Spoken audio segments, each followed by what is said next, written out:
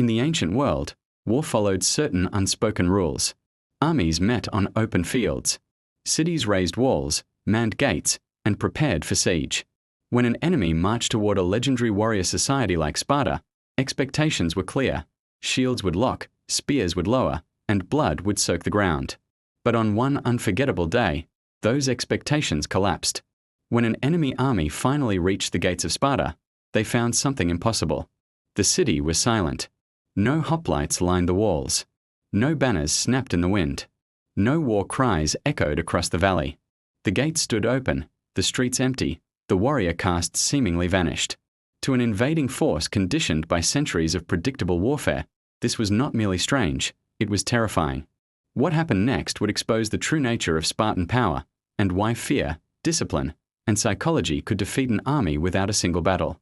The myth of the ever-present Spartan army. Sparta's reputation was unmatched in the ancient Greek world. From childhood, Spartan males were shaped by the agoge, a brutal state-controlled system that stripped away individuality and replaced it with obedience, endurance, and lethal skill. By adulthood, a Spartan citizen was not merely trained for war, he existed for it. To outsiders, Sparta appeared perpetually ready for battle. The idea that its warriors would simply disappear at the moment of invasion seemed absurd. Yet this belief misunderstood Sparta's true strength. Spartan warfare was never about reacting impulsively. It was about control, of oneself, of fear, and of the enemy's expectations. The enemy approaches. As the hostile force advanced toward Laconia, confidence ran high. Intelligence suggested that Sparta's manpower was strained. Allies were restless. Internal tensions simmered beneath the rigid social order. The invading commanders anticipated resistance, but they also sensed opportunity. A decisive strike against Sparta itself could shatter the myth forever. When scouts returned with their report, disbelief spread through the ranks. There were no defenders at the walls, no patrols on the roads, no signs of emergency mobilization. Fires burned low in abandoned hearths. It was as if the population had dissolved into the earth. Some soldiers laughed. Others grew uneasy. Veterans knew that empty cities were rarely gifts. In ancient warfare, silence was often louder than battle. A city without defenders. The army advanced cautiously through the gates. The streets of Sparta were narrow, austere, and eerily orderly. Unlike other Greek cities filled with markets and ornamentation, Sparta felt stripped to essentials. Houses stood plain and functional. Public spaces were stark. There was no looting, no celebration. Discipline held, but tension mounted. Every doorway felt like an ambush. Every intersection invited disaster. Yet none came. What the invaders did not yet understand was that Sparta had not fled. It had repositioned. The Spartan way of war. Sparta's military doctrine was deeply conservative. Spartan commanders avoided unnecessary risks, avoided chaos, and avoided battle unless conditions favored them absolutely. Glory mattered less than victory. Survival of the state mattered more than heroics. Unlike other Greek city-states that relied on citizen militias summoned in times of crisis, Sparta maintained a professional warrior elite at all times. These warriors trained year-round, lived communally, and moved as a single organism. Their strength was not speed or numbers, it was coordination. When danger approached Sparta itself, the response was not panic but calculation. The city was not a fortress meant to be defended street by street. It was bait, the invisible net. While the enemy explored the hollow city, Spartan forces moved beyond sight. Small units occupied hills, forests, and narrow passes surrounding the valley. Roads were watched. Supply lines were measured. Messengers vanished. Foraging parties failed to return. The invaders began to feel hunted.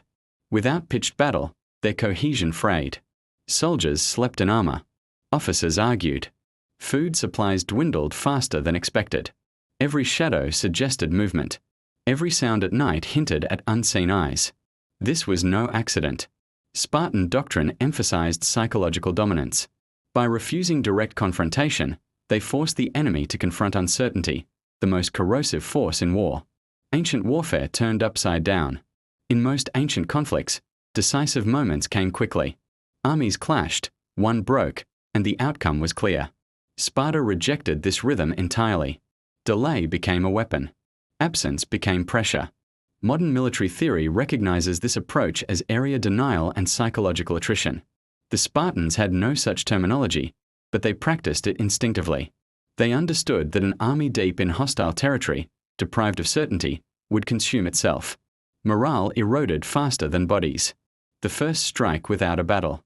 The first Spartan attack did not resemble an attack at all. A supply convoy failed to arrive. Then another. Scouts sent to investigate did not return. At night, horns echoed briefly from the hills, then fell silent. No bodies were displayed. No trophies taken. The enemy commanders struggled to respond. There was no formation to engage, no enemy line to charge. Sending troops into the countryside risked ambush.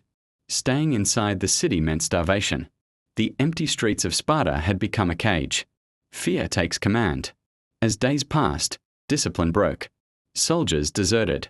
Some claimed to see armored figures moving across ridgelines at dawn, disappearing before pursuit. Others reported whispers carried on the wind. Orders barked in calm, measured tones. Whether these stories were true mattered less than their effect. Fear replaced strategy. When an army believes it is surrounded by something it cannot fight, defeat becomes inevitable. Spartan commanders understood this better than anyone. They did not need to destroy the invaders. They only needed to convince them that resistance was futile. The withdrawal. Eventually, the decision was made. The invading force would withdraw under cover of night, abandoning the city it had taken without a fight. Fires were extinguished. Equipment left behind. Speed mattered more than pride. As the army retreated through the valley, the Spartans finally revealed themselves. Not in pursuit, not in formation, but as silent watchers lining the heights. Shields glinted in the sunrise. Spears stood motionless. No charge followed. None was necessary. The lesson of the empty city. Sparta's greatest victory that day was not territorial. It was conceptual. They proved that power did not require walls, and defense did not require presence. By denying the enemy a battle, they denied them purpose. This defiance of expectation was Sparta's true genius. While other states relied on spectacle and valor, Sparta relied on restraint and control. Their absence was not weakness, it was strategy perfected. Why this moment endured? Ancient historians struggled to categorize what had happened. There was no heroic duel to celebrate, no massacre to record. Yet the story endured because it challenged assumptions about warfare itself. Modern military thinkers recognized the brilliance instantly. The Spartans turned space, time, and fear into weapons. They exploited human psychology with surgical precision.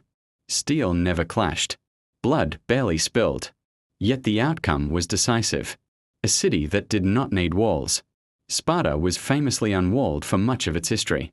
When asked why, Spartans reportedly gestured to their soldiers and said, "These are our walls." On that silent day, the meaning of those words became clear. Sparta did not need its warriors standing at the gates. They were everywhere else.